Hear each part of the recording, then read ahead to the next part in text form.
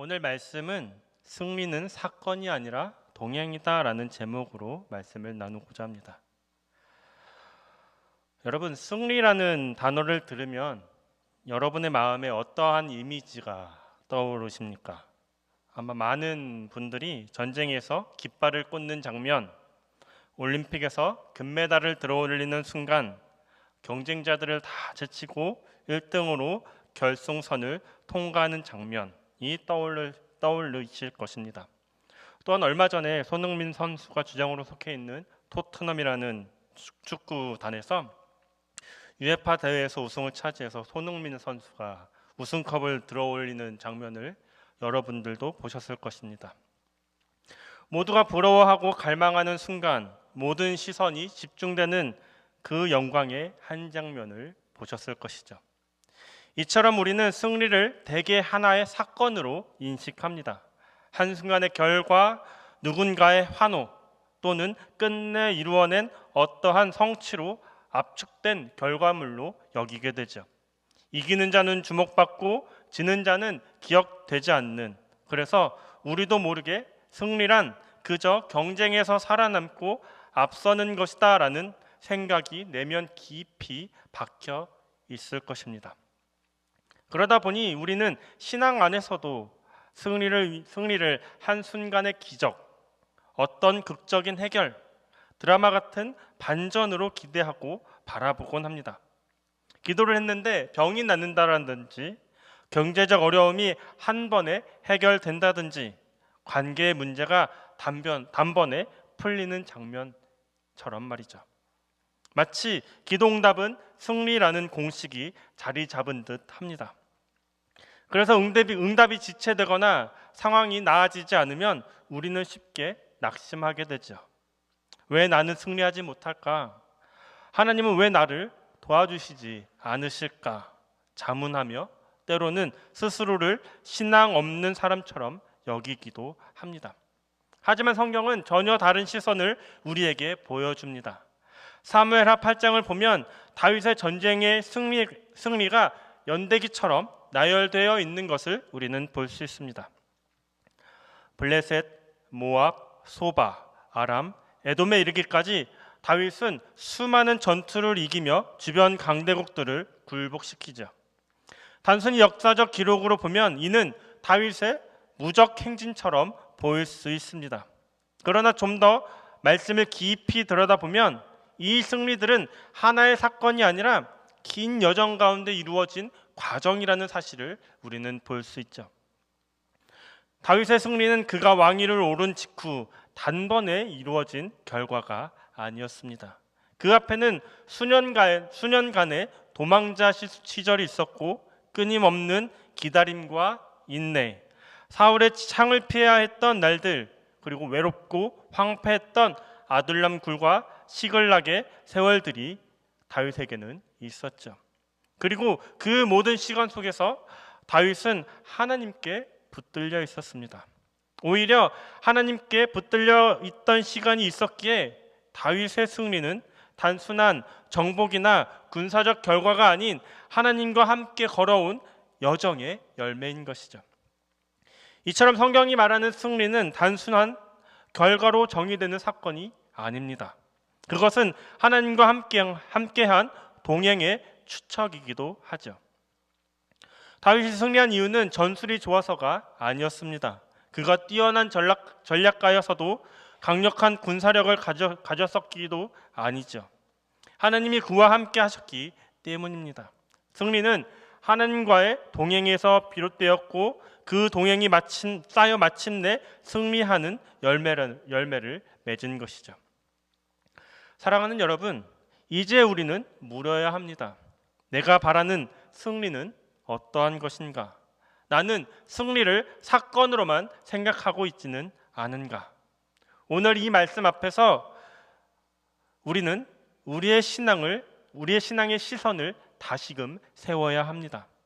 사건 중심의 신앙에서 관계 중심의 신앙으로, 결과 중심의 믿음에서 하나님과 함께 걸어가는 과정 중심의 믿음으로 돌아가야 하죠. 그래야 우리도 다윗처럼 이 모든 것을 하나님이 하셨다라고 말할 수 있는 것이죠.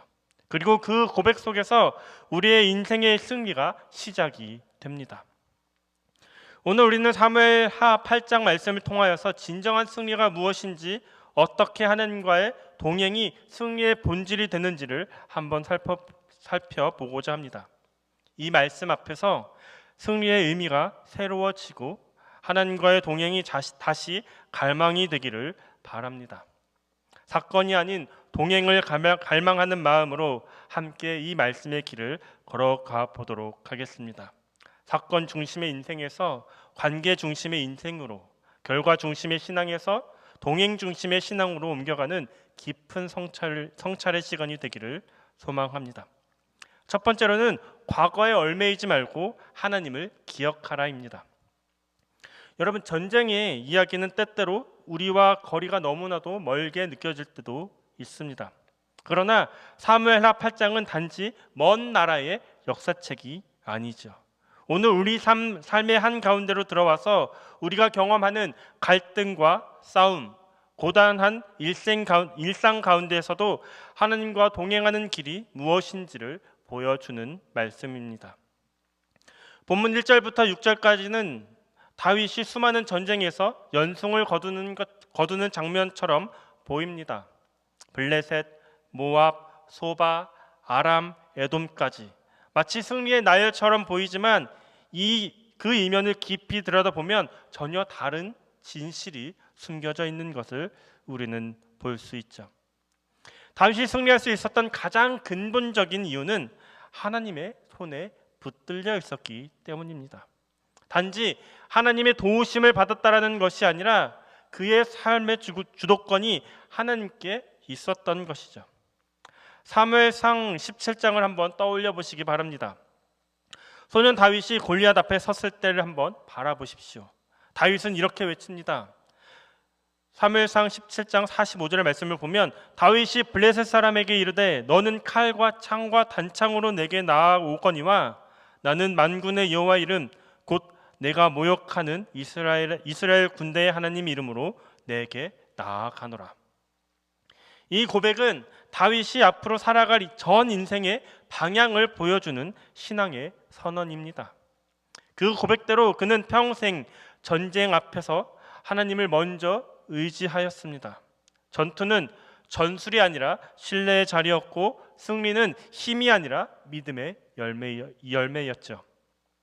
그 믿음은 하루아침에 생긴 것이 아닙니다. 다윗은 사울의 칼날을 피하며 도망 다녔던 광야의 시간 속에서 하나님께 붙들리는 법을 배웠습니다. 아둘람굴, 황무지, 시글락의 골짜기에서 그는 언제나 하나님께 엎드렸죠. 사람을 원망하거나 상황을 탓하지 않았습니다. 오히려 시편 91편 2절 말씀에서 그는 이렇게 고백합니다. 그는 나의 피난처요 나의 요새요 내가 의뢰하는 하나님이라. 그의 고난은 하나님의 손을 더 깊이 붙잡는 훈련이었습니다. 사무엘하 8장에서도 다윗은 그때의 영성을 그대로 드러냅니다. 그는 사람을 의지하지 않았고 자신의 감정이나 욕망에 따라 움직이지도 않았습니다.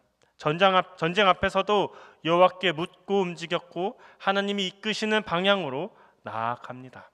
그리고 그런 사람을 통하여서 하나님은 승리를 이루셨습니다. 오늘 본문 3절에 나오는 하다데셀은 북쪽 지역을 지배하였던 아주 강력한 왕입니다. 그를 무찌른 다윗은 병거 1700대와 마병 2만 명을 사로잡았지만 병거의 말 힘줄을 끊어버립니다. 이는 신명기 17장 16절에 나오는 병마를 많이 두지 말 것이다라는 하나님의 명령에 철저하게 순종한 행위였죠. 다윗은 병거를 통하여서 자신의 세력을 확장하기보다 병거의 힘을 끊음으로써 하나님을 향한 신뢰를 세상 앞에 선포한 것이죠. 시편 20편 7절에서 다윗은 이렇게 고백을 합니다. 어떤 사람은 병거, 어떤 사람은 말을 의지하나 우리는 여호와 우리 하나님의 이름을 자랑하리로다. 다윗은 눈에 보이는 힘보다 보이지 않는 하나님의 손을 선택한 사람입니다. 그의 행동은 단순한 군사적 전략이 아닌 신앙의 고백이었죠. 그 삶의 중심에는 하나님의 주권이 자리 잡고 있었고 그는 하나님의 주권을 자신의 권력보다 앞세웠던 사람입니다. 5절과 6절에서도 마찬가지이죠. 다메섹의 아람 사람들이 하다데스를 돕기 위해 왔지만 오히려 이스라엘에게 패합니다. 그리고 다윗은 그곳에 수비대를 세워 그의 권세가 견고히 확장되게 하죠. 그런데 본문은 이렇게 기록하고 있습니다. 다윗이 어디로 가든지 여호와께서 이기게 하시니라. 이 짧은 문장은 본문의 모든 승리가 하나님의 중심에서 시작되었고 완성되었음을 드러냅니다.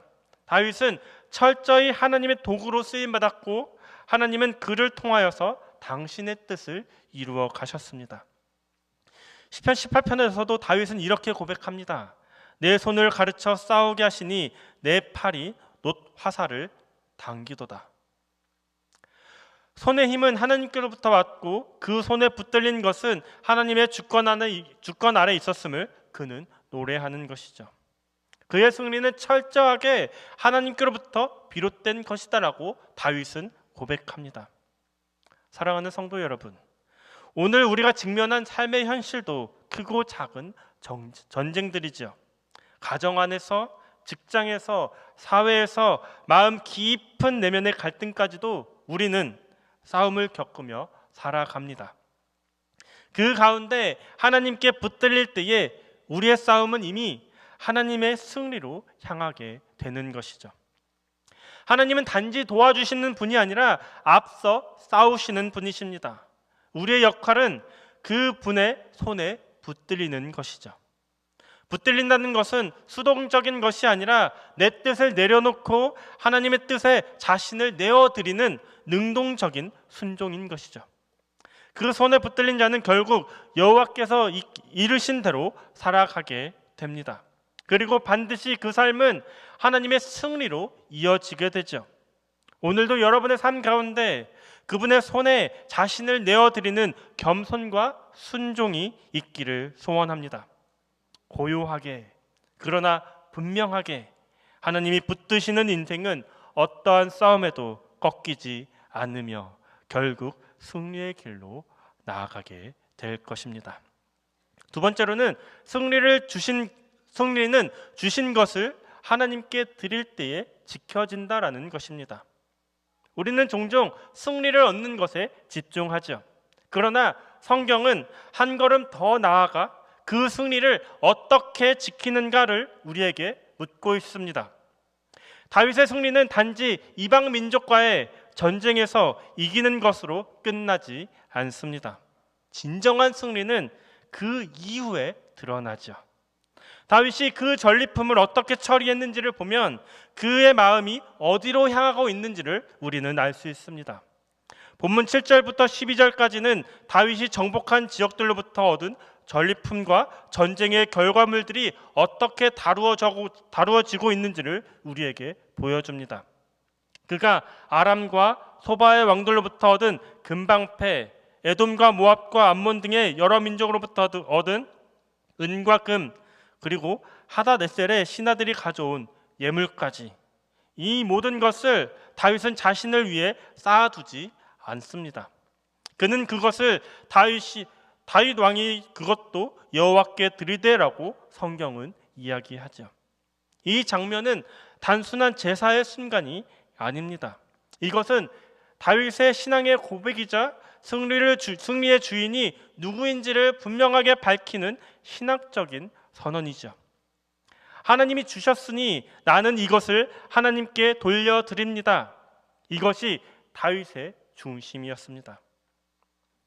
사무엘상 2장에서도 한나도 같은 고백을 이야기하죠. 아들 사무엘을 하나님께 바치며 그녀는 이렇게 기도합니다. 사무엘상 2장 6절의 말씀인데요. 여호와는 죽이기도 하시고 살리기도 하시며 스올에 내리게도 하시고 거기에서 올리기도 하시는도다. 승리와 생명의 주권이 하나님께 있다라는 이 고백은 다윗에게도 그대로 계승된 것이죠.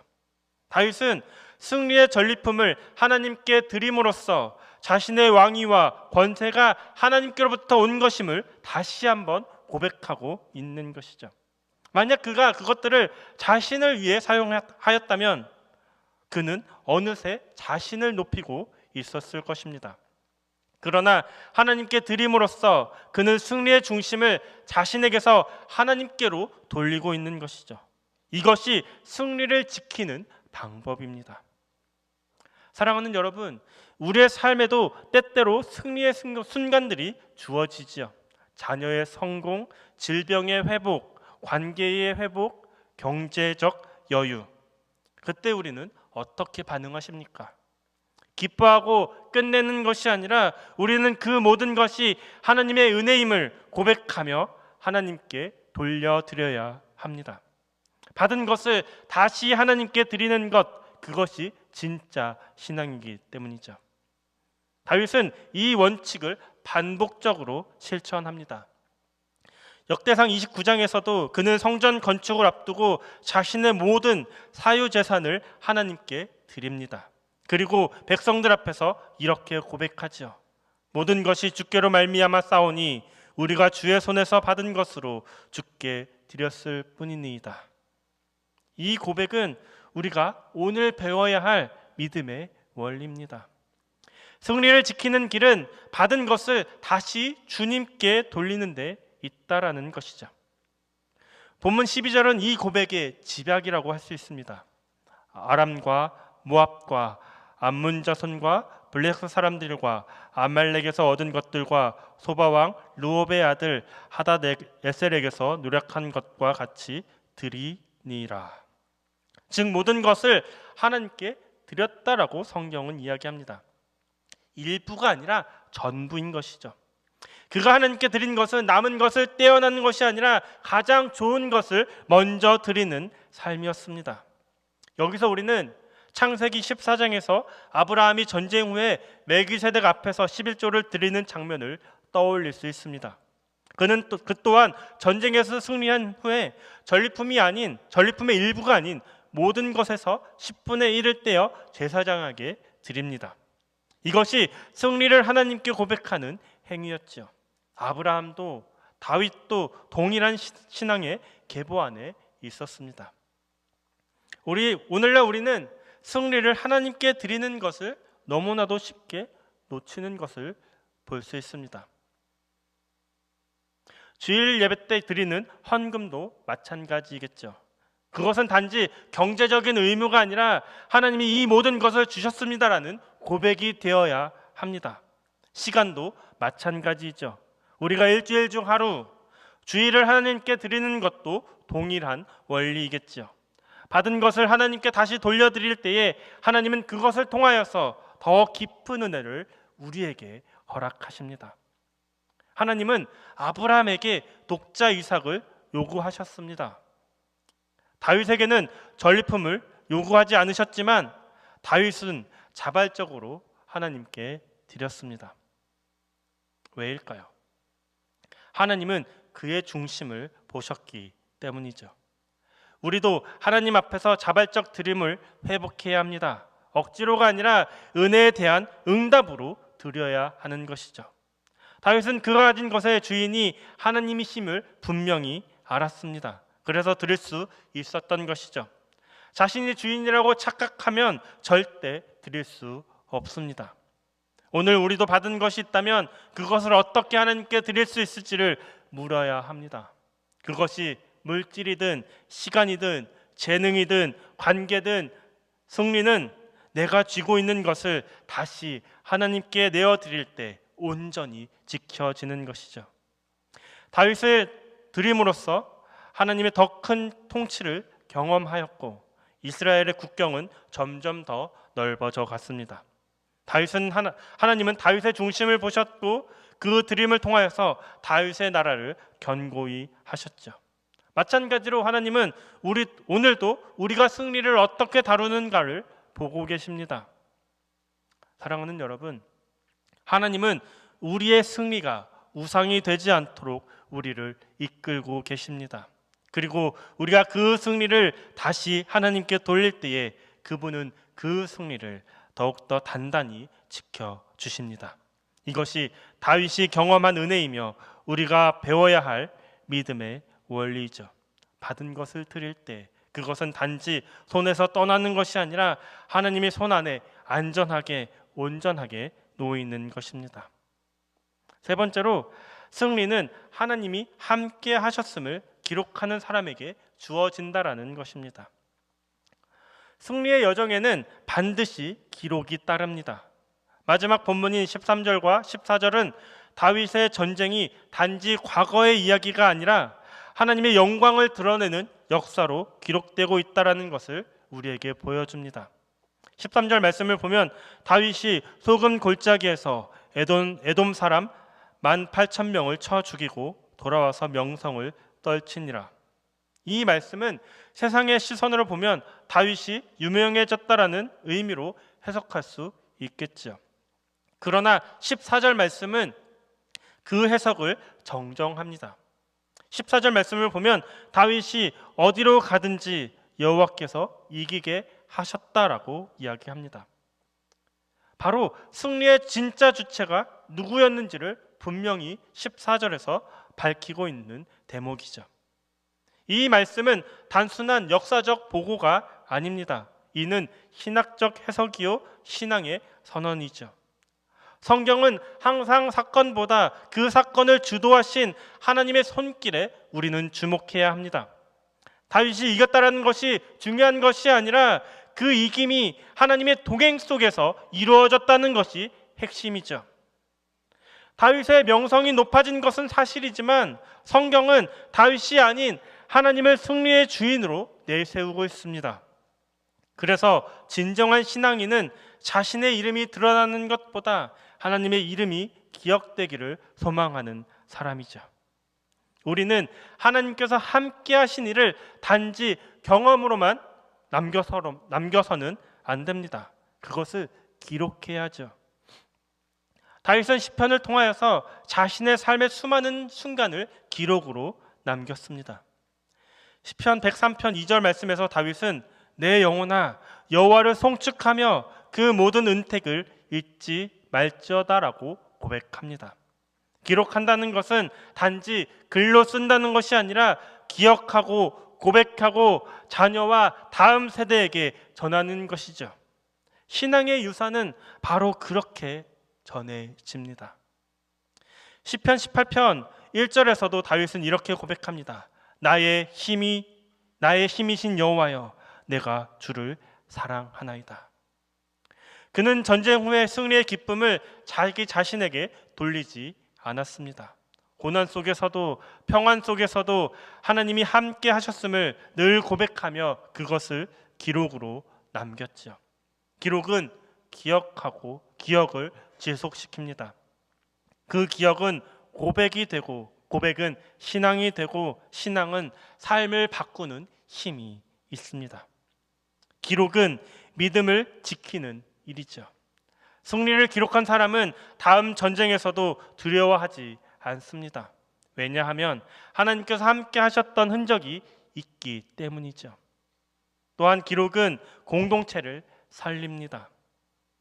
나의 승리를 통하여서 형제가 용기를 얻고 자매가 위로를 받습니다. 하나님께서 함께 하신 일들을 나누는 공동체는 날마다 새 힘을 얻게 되는 것이죠. 그러므로 오늘 우리가 받은 은혜를 지나온 믿음의 여정을 소중히 여기고 기록하고 나누는 삶을 회복해야 합니다. 여호수아가 요단강을 건넌 후에 돌 12개를 세운 것처럼 우리도 하나님이 하신 일을 기념할 돌로 남겨야 합니다. 그것이 예배이고 간증이고 시편이며 설교죠. 오늘 우리는 말씀을 통하여서 다윗의 기록을 읽고 있듯이 내일 누군가는 우리의 기록을 통하여서 하나님을 보게 될 것입니다. 하나님이 함께 하셨던 그 사실을 기억하고 기록하는 사람에게 하나님은 다음 승리를 맡기시죠. 그리고 그 사람을 통하여서 하나님의 이야기는 멈추지 않고 계속 이어져 갑니다. 그러나 여러분, 기록한다라는 것은 결코 쉽지 않습니다. 승리의 순간을 기록하는 것보다 고난의 순간을 쓰는 일이 더 어렵기 때문이죠. 하나님이 하셨던 흔적을 찾기 어려운 날들, 응답이 더뎠던 시간들, 외롭고 두려웠던 밤들 속에서 하나님이 나와 함께 하셨다고 고백하는 것은 믿음의 싸움입니다. 다윗도 역시 마찬가지죠.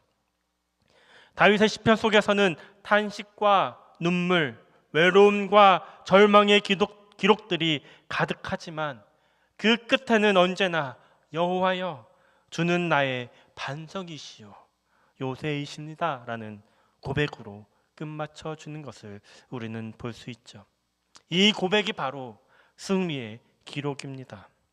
하나님이 침묵하신 것처럼 느껴졌던 날에도 다윗은 하나님이 함께 하셨음을 믿음으로 기록합니다. 오늘 우리의 삶에도 그와 같은 고백이 있어야 하지 않겠습니까?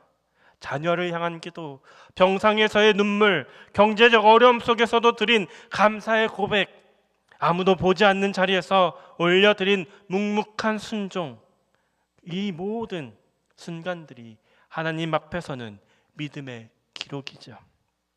하나님은 우리가 승리할 날뿐만 아니라 넘어졌던 날, 울부짖었던 날, 아무 일도 일어나지 않았던 날의 믿음까지도 기억하고 계십니다. 그 모든 시간을 믿음으로 고백하며 남겨두는 사람이야말로 하나님이 다음 승리를 맡기는 사람이죠. 또한 기록은 다음 세대에 대한 사랑이라고 할 수 있습니다. 하나님께서 신명기 6장 6절에서 7절 말씀을 통하여서 부모들에게 이렇게 명령합니다. 오늘 내가 내게 명하는 이 말씀을 너는 마음에 새기고 내 자녀에게 부지런히 가르치며 집에 앉아 있을 때에든지 길을 갈 때에든지 누워 있을 때에든지 일어날 때에든지 이 말씀을 강론할 것이며. 기록된 말씀, 살아있는 신앙의 고백은 다음 세대의 믿음을 빚어냅니다. 여러분의 삶에도 하나님의 손길이 있다면 그것을 자녀들에게, 후배들에게 공동체 안에서 나누시기를 소망합니다. 그것이 바로 믿음의 계승이고 하나님의 역사를 이어가는 통로라 할 수 있습니다. 하나님은 우리가 승리를 누릴 때만이 아니라 그 승리를 어떻게 해석하고 기억하느냐를 통하여서 우리의 신앙을 빚어가십니다. 그리고 우리의 공동체의 신앙도 빚어가시죠. 우리는 다윗처럼 하나님과의 동행을 기록하는 사람들이 되어야 합니다. 교회와 가정, 우리의 삶의 곳곳에서 하나님이 하신 일을 기념하고 예배하며 간직할 수 있어야 하죠. 그때 우리는 개인적인 성공을 넘어서 하나님의 나라가 확장이 됩니다. 여러분, 오늘 이 자리에 서 있는 우리도 누군가의 시편이 되어야 합니다. 우리의 믿음의 여정이 하나님이 얼마나 신실하신 분인지를 증언하는 이야기로 남기시기를 바랍니다. 내 삶의 기록이 곧 하나님과 동행한 발자취가 되기를 소망합니다. 내일의 누군가가 나의 이야기를 통해서 하나님을 보게 되기를, 그래서 우리 모두가 하나님이 함께 하셨음을 기억하는 민족, 기록하는 교회, 간증하는 성도들이 되시기를 주님의 이름으로 소망합니다.